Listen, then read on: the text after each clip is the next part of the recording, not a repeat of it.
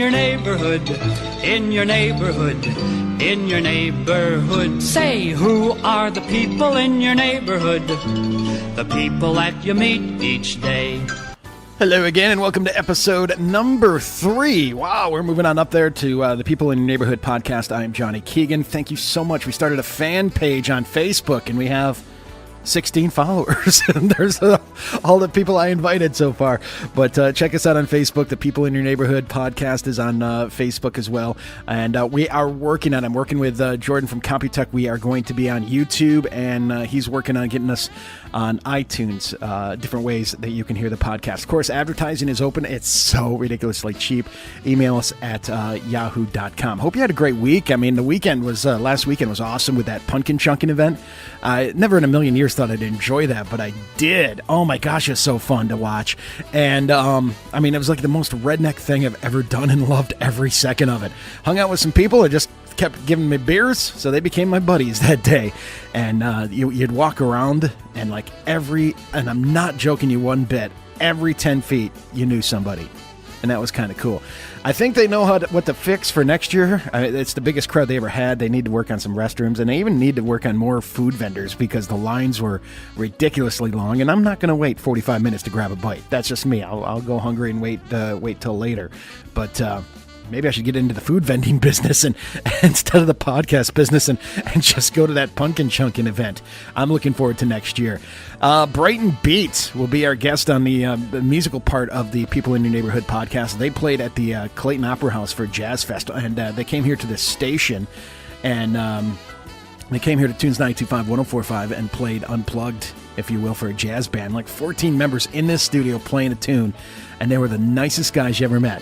And, you know, you get the impression you hear, oh boy, Keegan, we're going to bring this jazz band in. And I'm like, oh great, a bunch of stale old men in their 80s. But no, these were young kids from 20 to 30 playing rock and jazz. In fact, they even do like some covers of television theme shows and like a Rage Against the Machine cover. It was so good. We're going to hear them again today, wrapping up our podcast with the band The Brighton Beat.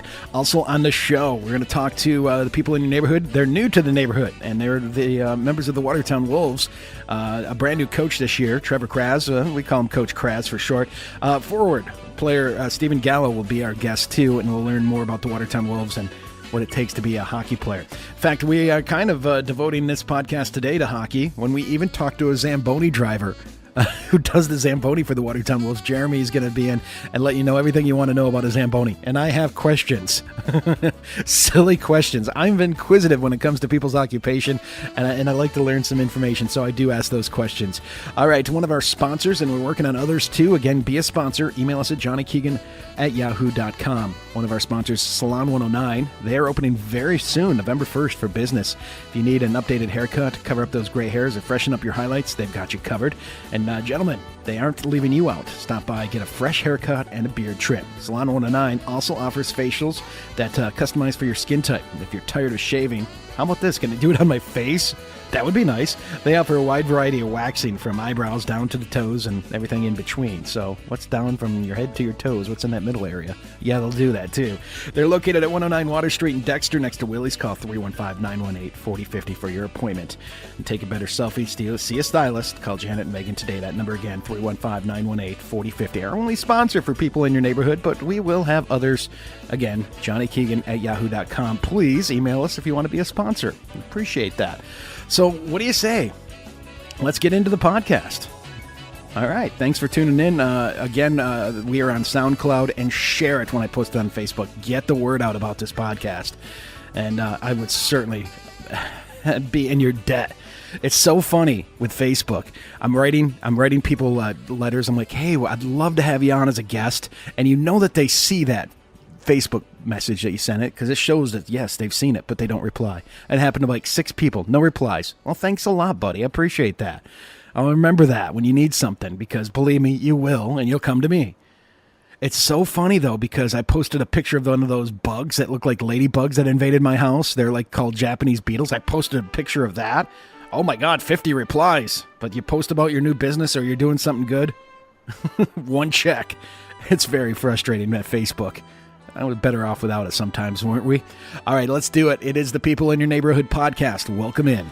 Recorded live in the Tunes 92.5 104.5 studio. Our guest this week on People in Your Neighborhood. We want to meet the new coach of the Watertown Wolves. You can hear him Thursdays on Coach's Corner here at my radio station, but I thought we'd get a little inside information from the coach himself of the Watertown Wolves and find out a little bit about him as a person.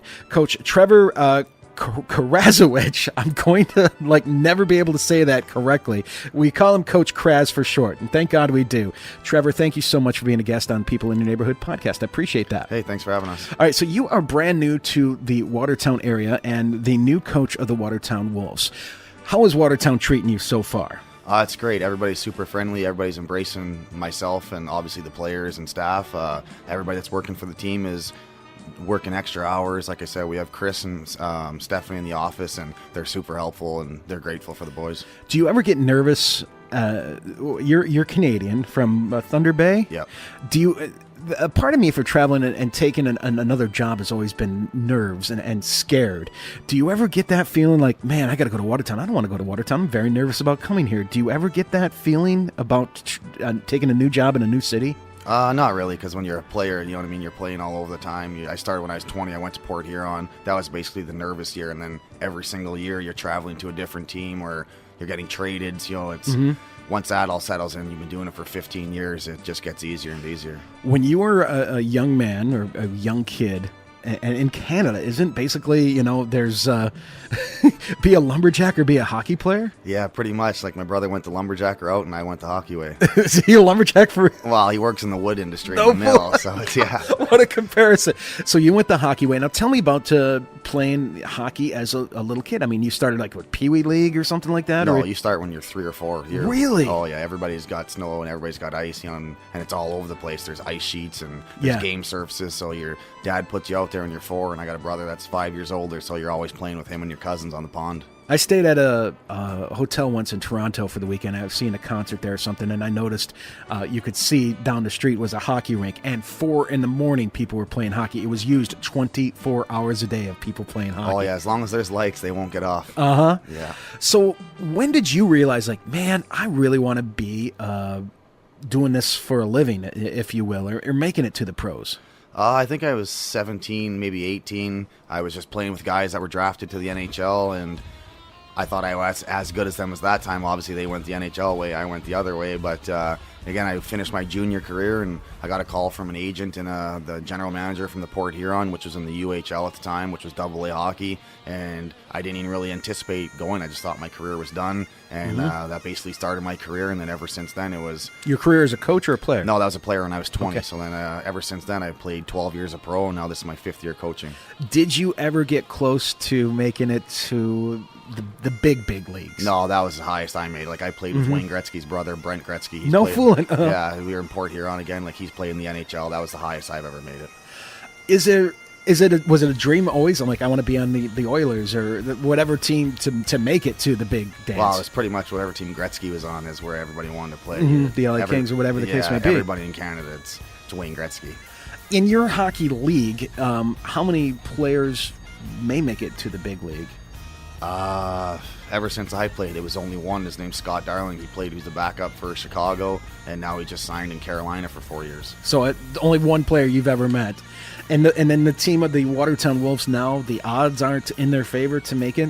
It's tough because there's obviously the ECHL is affiliated with the AHL, which is affiliated with the National Hockey League. You can't say there's never going to happen because the SPHL is the same caliber as this. It was Scott Darling made it, and he made it, it's 3 rings down, and now he's the starter for Carolina Hurricanes, making millions. Never change that dream. Chase that dream forever, man. Yeah, that's what I mean.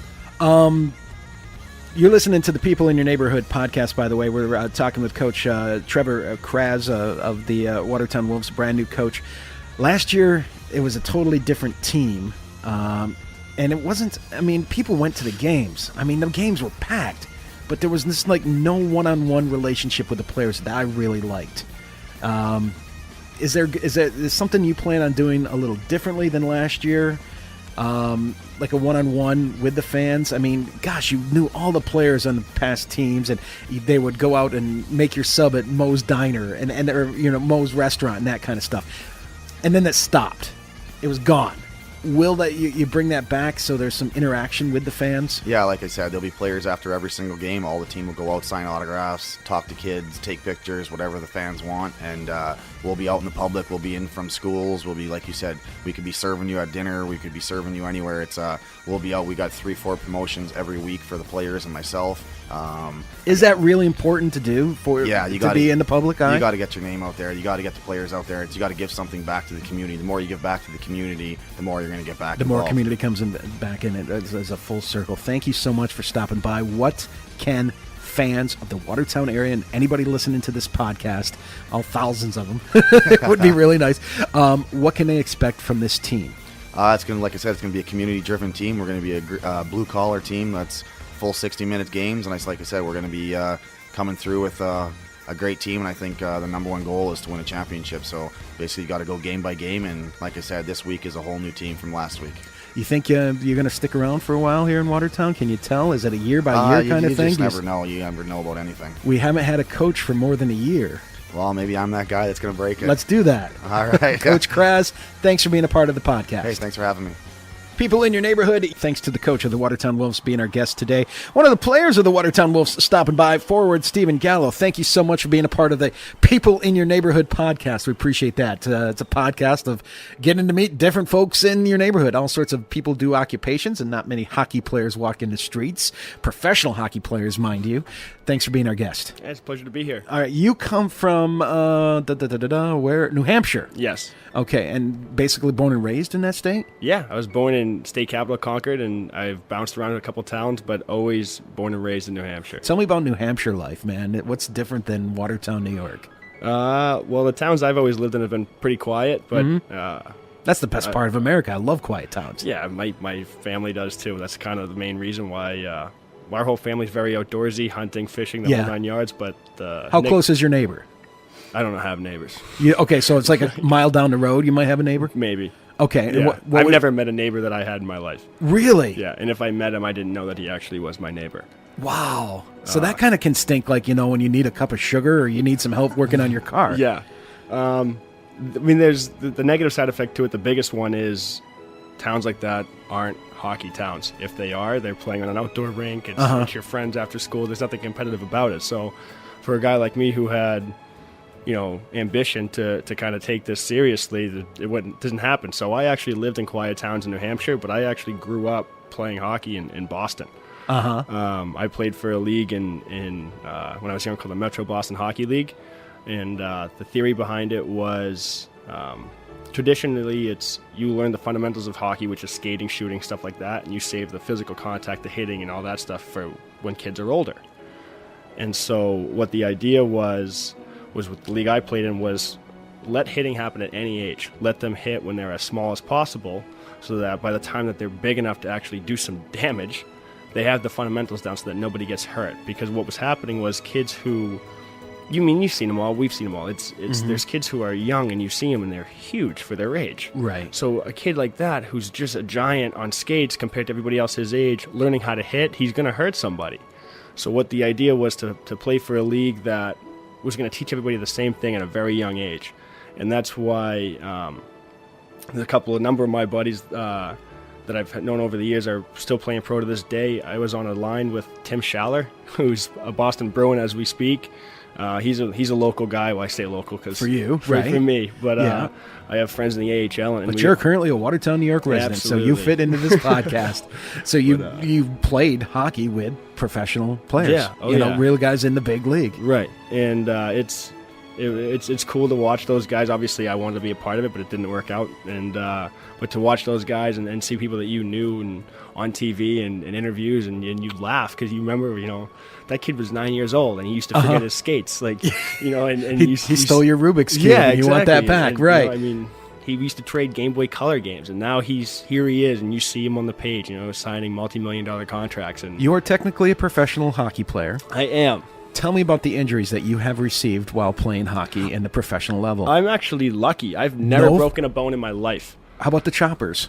I have one fake tooth. Yeah? Where's that? Right in the front. Right in the center? And I actually broke that at a birthday party.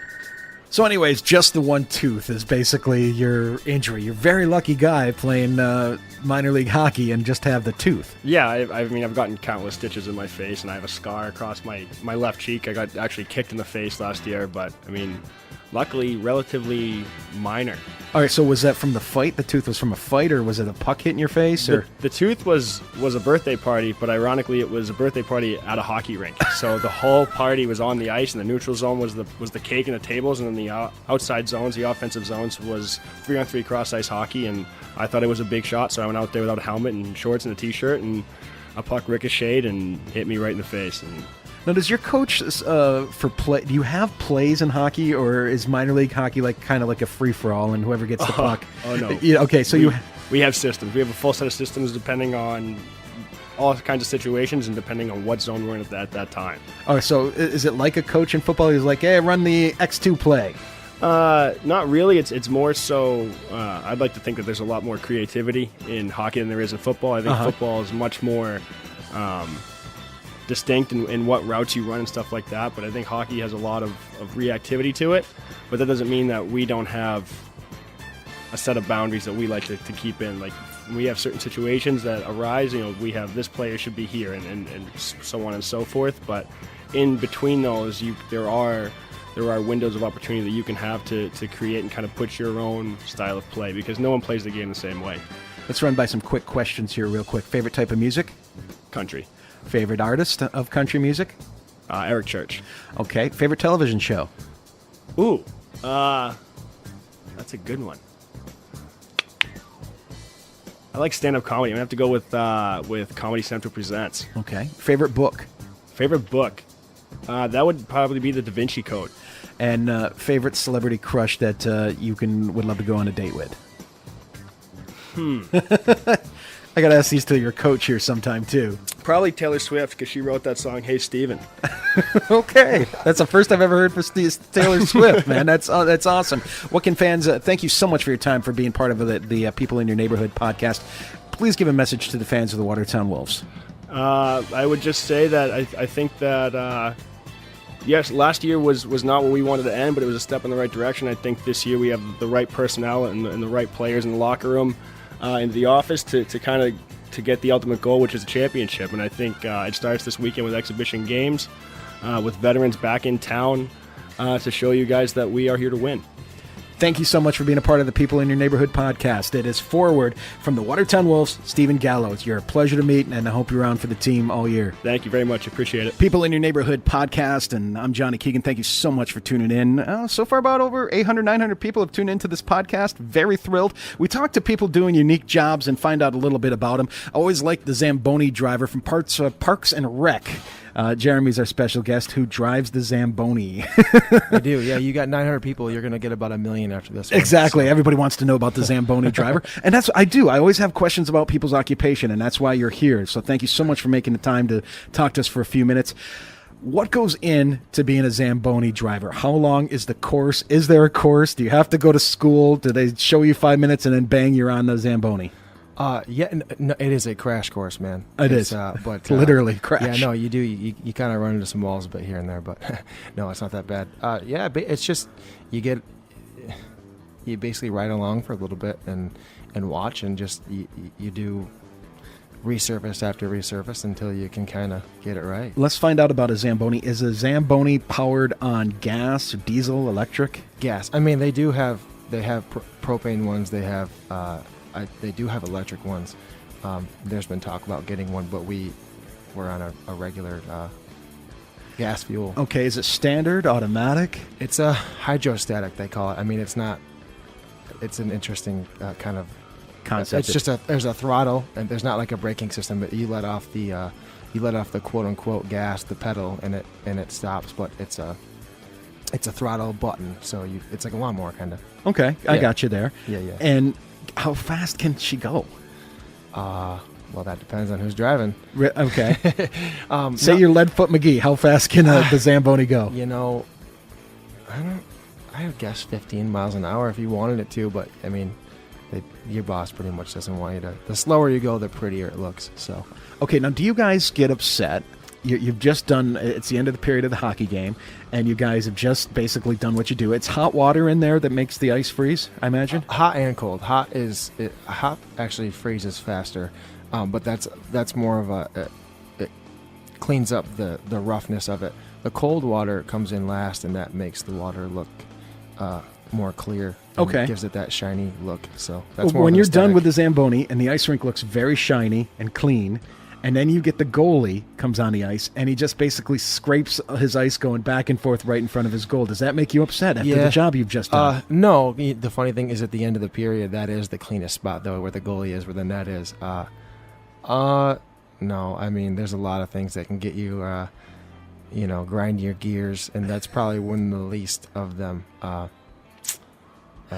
Yeah. Why do you guys have to do it after every period? Isn't the ice still cold and frozen and skateable? I mean, we used to skate on ponds all the time and not have a Zamboni. No, of course it's frozen, but it's so rough. It's like gravel, especially with these professional guys. Yeah, the skates dig right in there, and they scar it up, and it's bumpy, and the puck moves there. I mean, there's a lot of science behind a hockey game, and the hockey players, they notice the way the puck moves, you know what I mean? Mm-hmm. Just the way that it responds for them in general. So I think I've learned everything I need to know about a Zamboni. Is there anything I missed? No. I think we've covered it. I don't think you covered how cool the Zamboni driver is. Well, yes, I know. You're a good-looking cat. You're a good-looking cat. And some of the young girls like you driving a Zamboni. Have you had people hand you your phone number or anything like that? From driving a Zamboni? No, I can't say that. No, you have Zamboni. You can't tell sometimes if it's more of a mocking admiration or a reverent admiration. There's no Zamboni groupies. You have not met any yet. I haven't approached it in that manner. I don't know. I feel like a lot of them are teenagers, so that is one major reason why I wouldn't. But I got it. You know what I mean? So there is Zamboni groupies. They're just very There could young. be, yeah, sure. Okay. Thanks for coming in and teaching us about the Zamboni. Now we know. It's the People in Your Neighborhood podcast. Thank you, Jeremy from Parks and Rec. Now we know about the Zamboni. Oh, back in People in Your Neighborhood podcast. Thank you so much to Jeremy talking about Zamboni.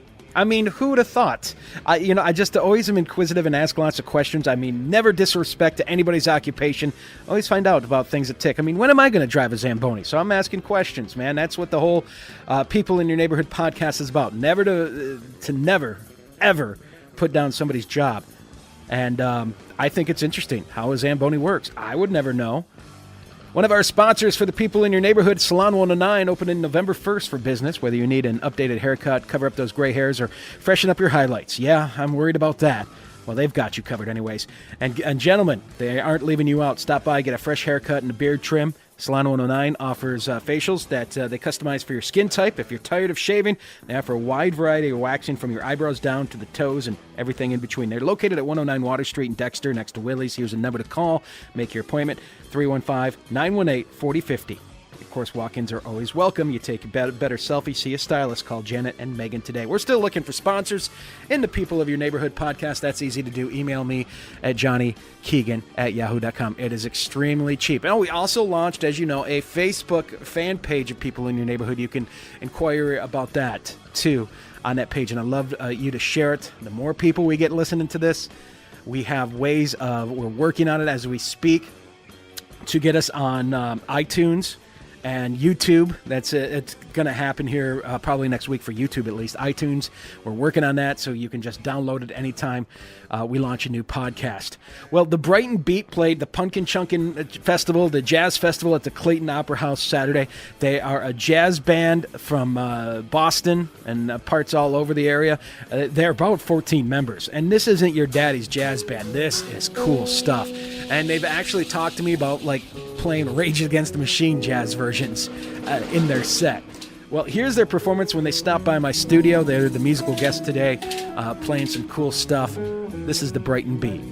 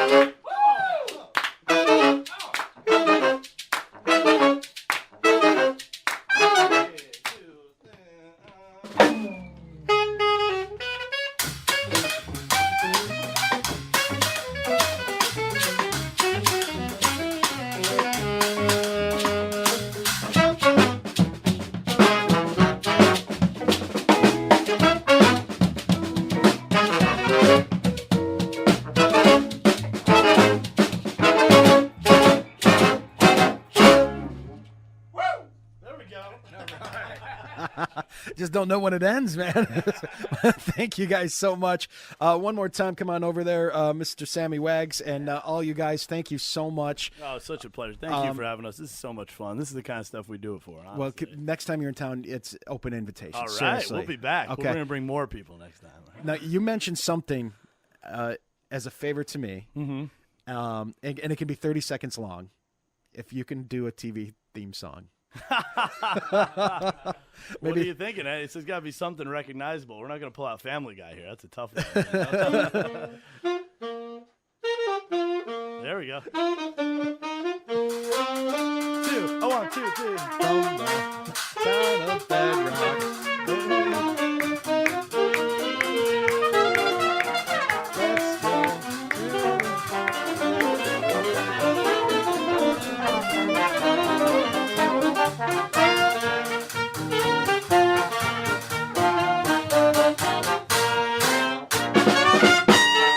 There you have it. The Brighton Beat. Was that a hot performance or what? And I'm so grateful that you tuned in. Of course, you can check us out on SoundCloud, and I'll post that on every page of social media on Facebook has to offer. I ask you to share it with your friends. For advertising, Johnny Keegan at yahoo.com. Thank you again to the Brighton Beat, Jeremy the Zamboni driver, Watertown Wolves forward Stephen Gallo, and Coach Kraz, Trevor Kraswich there of the Watertown Wolves. We'll have another episode launching next weekend, People in Your Neighborhood, episode 3. Thank you to NewsClick. Thank you to News Junkie for sharing that as well. We do appreciate that too. That's it. The People in Your Neighborhood. Have a great week.